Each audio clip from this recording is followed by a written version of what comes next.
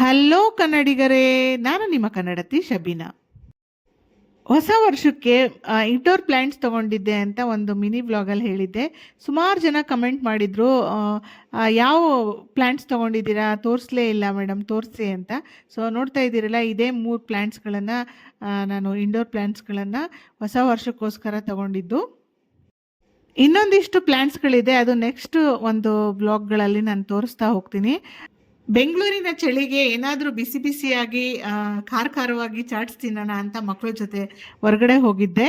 So ಮಕ್ಕಳಿಗೆ ಮನೆಯಲ್ಲಿ ಎಂಥ ರುಚಿಯಾಗಿರುವಂಥ ಚಾಟ್ಸ್ ಮಾಡಿಕೊಟ್ರು ಅವ್ರಿಗೆ ಹೊರಗಡೆ ಹೋಗಿ ಏನಾದರೂ ತಿನ್ನಬೇಕು, ಆವಾಗಲೇ ಅವ್ರಿಗೆ ಮನಸ್ಸಿಗೆ ಸಮಾಧಾನ.